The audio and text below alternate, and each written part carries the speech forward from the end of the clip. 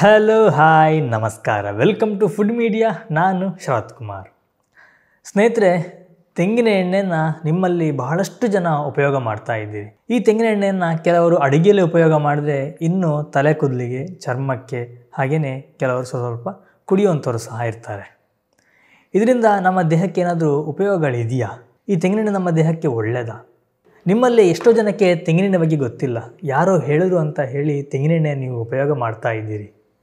ಈ ತೆಂಗಿನ ಎಣ್ಣೆಯನ್ನು ನಾವು ಉಪಯೋಗ ಮಾಡಬಹುದಾ? ಈ ತೆಂಗಿನೆಣ್ಣೆ ನಮ್ಮ ದೇಹಕ್ಕೆ ಏನೆಲ್ಲ ಬೆನಿಫಿಟ್ಗಳಿದೆ, ಪ್ರತಿಯೊಂದನ್ನು ಕೂಡ ಈ ವಿಡಿಯೋದಲ್ಲಿ ತಿಳಿಸ್ಕೊಡ್ತೀನಿ. ಅದಕ್ಕಿಂತ ಮುಂಚೆ ನೀವು ನಮ್ಮ ಚಾನಲ್ಗೆ ಹೊಸಬರಾಗಿದ್ದರೆ ಇವಾಗಲೇ ಸಬ್ಸ್ಕ್ರೈಬ್ ಮಾಡ್ಕೊಳ್ಳಿ. ಹಾಗೆಯೇ ಪಕ್ಕದಲ್ಲ ಬೆಲ್ಲೈಕನ್ನು ಕ್ಲಿಕ್ ಮಾಡಿ ಆಲ್ ಆಪ್ಷನ್ನ ಸೆಲೆಕ್ಟ್ ಮಾಡ್ಕೊಳ್ಳಿ. ನಮ್ಮ ಇದೇ ರೀತಿಯ ಪ್ರತಿಯೊಂದು ವಿಡಿಯೋಗಳ ನೋಟಿಫಿಕೇಶನ್ ಪಡಿಬೋದು. ವಿಡಿಯೋ ಮಿಸ್ ಮಾಡಿದ್ರೆ ಮೊಟ್ಟ ಮೊದಲು ನೀವು ನೋಡಬಹುದು.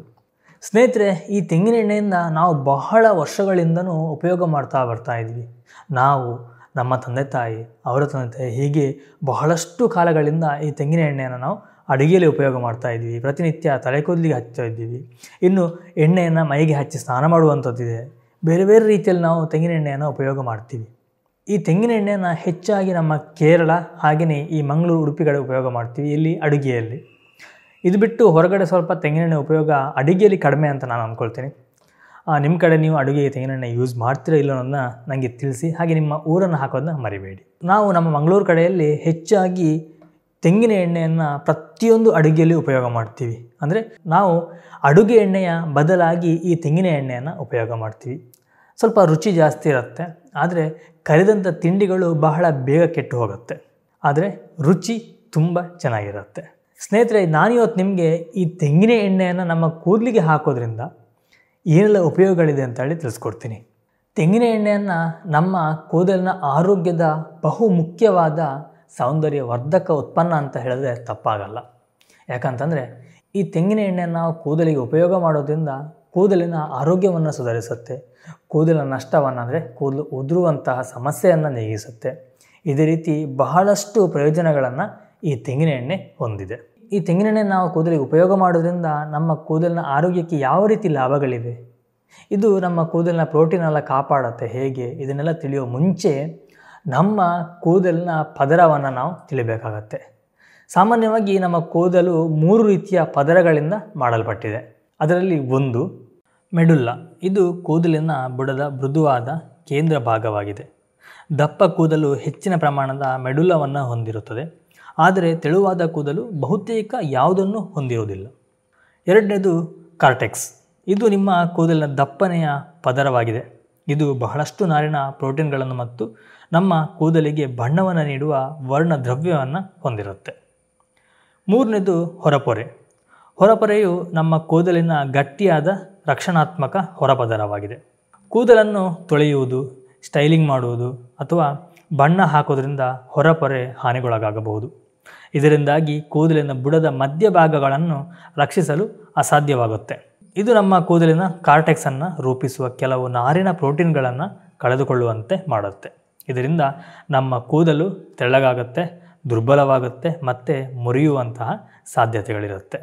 ಪ್ರೋಟೀನ್ ನಷ್ಟವನ್ನು ಕಡಿಮೆ ಮಾಡಲು ಮತ್ತು ಕೂದಲನ್ನು ಆರೋಗ್ಯವಾಗಿ ಕಾಣುವಂತೆ ಮಾಡಲು ತೆಂಗಿನ ಎಣ್ಣೆಯು ನಮ್ಮ ಕೂದಲಿಗೆ ಬಹಳಷ್ಟು ಉತ್ತಮ ಅಂತ ಹೇಳಲಾಗುತ್ತೆ.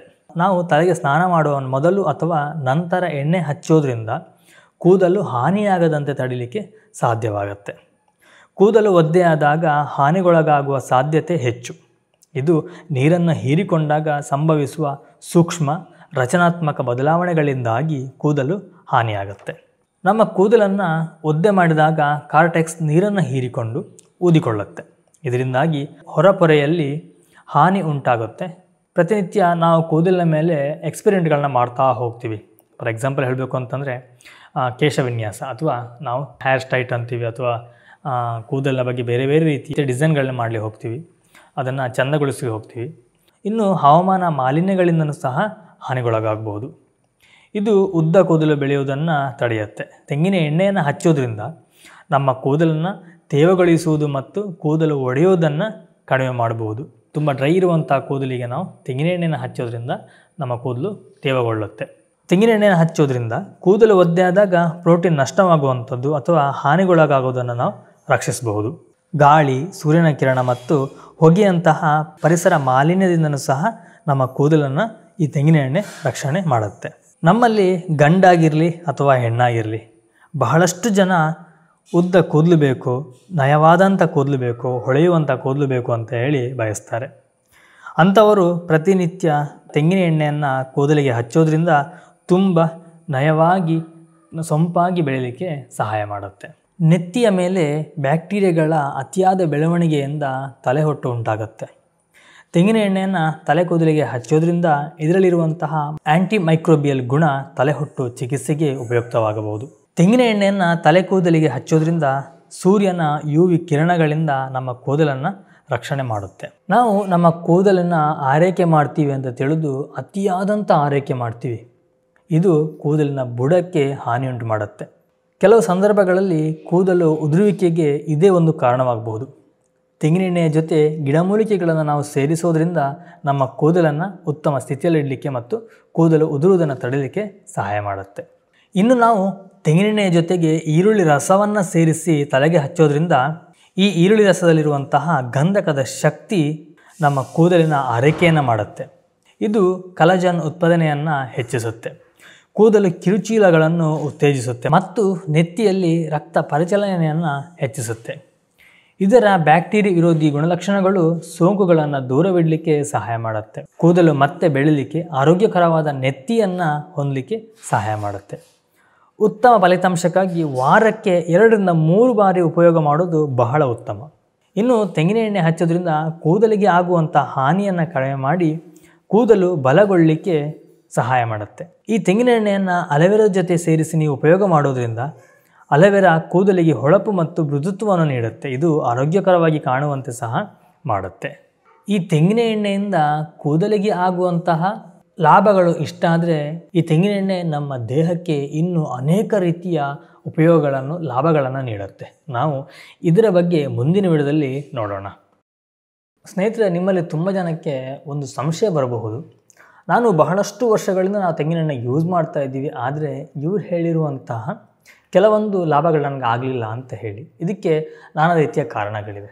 ಒಂದು, ನಮ್ಮ ಕೂದಲಿನ ಆರೋಗ್ಯ ಆಗಿರಬಹುದು, ಅಥವಾ ಈ ಕೂದಲಿನ ಬೇರಿರುತ್ತೆ ಅದರ ಆರೋಗ್ಯ ಆಗಿರ್ಬೋದು. ಇದೇ ರೀತಿ ಬೇರೆ ಬೇರೆ ಕಾರಣಗಳಿರುತ್ತೆ ನಿಮ್ಮ ಕೂದಲು ಉದುರಲಿಕ್ಕೆ ಅಥವಾ ಬೇರೆ ರೀತಿಯ ಸಮಸ್ಯೆಗಳು ಬರಲಿಕ್ಕೆ.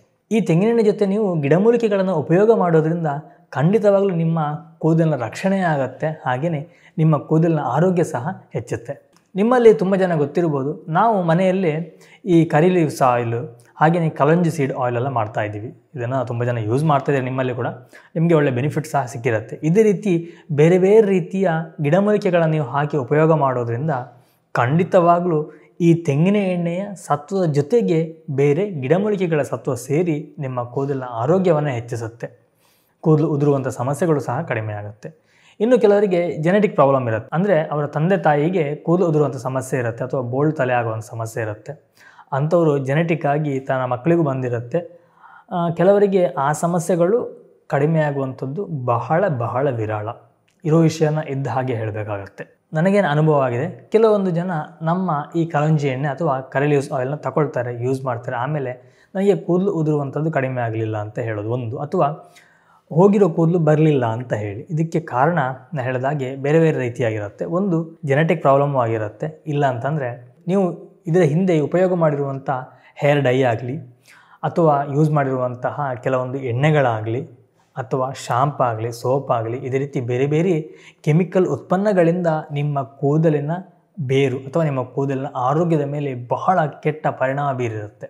ಈ ಪರಿಣಾಮ ಕಡಿಮೆ ಆಗಲಿಕ್ಕೆ ತುಂಬ ಟೈಮ್ ತಗೊಳುತ್ತೆ. ಆವಾಗ ನೀವು ಯಾವುದೇ ರೀತಿಯ ಕೆಮಿಕಲ್ ಉತ್ಪನ್ನಗಳನ್ನು ಉಪಯೋಗ ಮಾಡದೆ ನ್ಯಾಚುರಲ್ ಆದಂತಹ ಸೋಪ್ ಅಥವಾ ನ್ಯಾಚುರಲ್ ಆದಂತಹ ಶಾಂಪುಗಳನ್ನು ಉಪಯೋಗ ಮಾಡೋದು. ಇಲ್ಲಾಂತಂದರೆ ಮೆಡಿಕಲ್ ಸ್ಟೋರಲ್ಲಿ ಅಥವಾ ಆಯುರ್ವೇದ ಅಂಗಡಿಯಲ್ಲಿ ಸೀಕಾಕಾಯಿಯ ಪುಡಿ ಸಿಗುತ್ತೆ ಅಥವಾ ಶೀಕಾಯಿಯೇ ಸಿಗುತ್ತೆ. ಅದನ್ನು ತಂದು ಪುಡಿ ಮಾಡಿ ನೀವು ಅದನ್ನು ಉಪಯೋಗ ಮಾಡಬಹುದು. ಇದು ನಿಮ್ಮ ಕೂದಲಿನ ಆರೋಗ್ಯಕ್ಕೆ ಬಹಳಷ್ಟು ಅನುಕೂಲಗಳನ್ನು ಮಾಡಿಕೊಡುತ್ತೆ.